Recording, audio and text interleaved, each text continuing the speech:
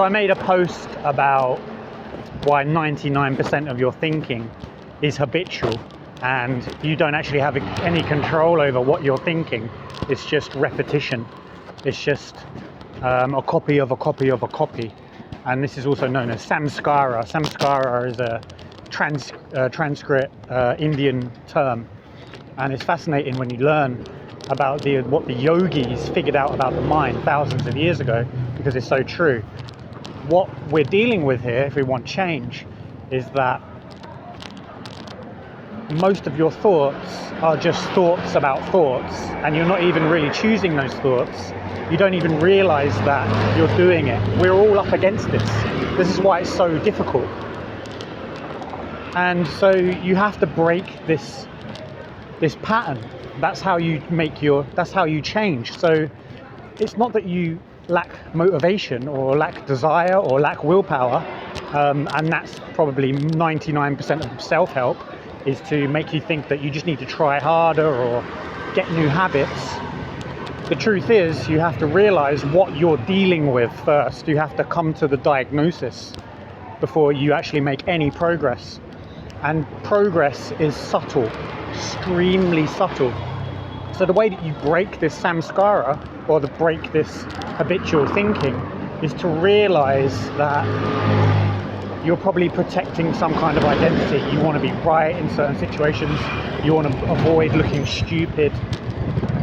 So there are many little exercises you can do, but the way that you make progress is by realizing and spotting the thinking. So you break the habit of this habitual thinking by being aware, and that's it. And the more that you do that, that's how you make progress, because you don't act.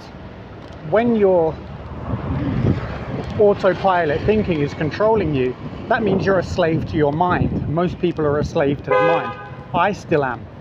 You don't realize how strong this conditioning is until you start to do these exercises. So a good exercise, and I've told this to a few people, is to not have an opinion on something. To not try and be right or not try and be wrong. Don't have an opinion on something, and you'll break that that habitual thinking.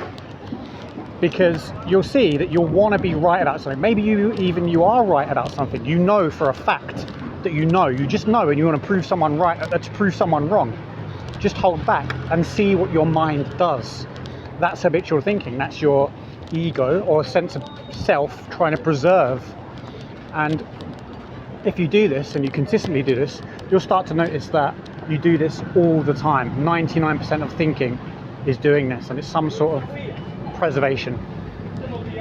Anyway, that's it. It's so hot. I'm just near where I work, and it's about 38 degrees. It's sweating.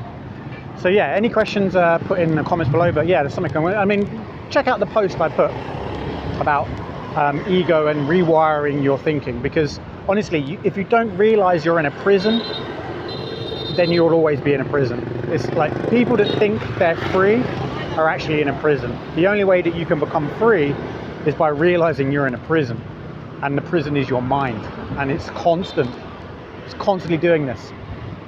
Anyway, hope that helps.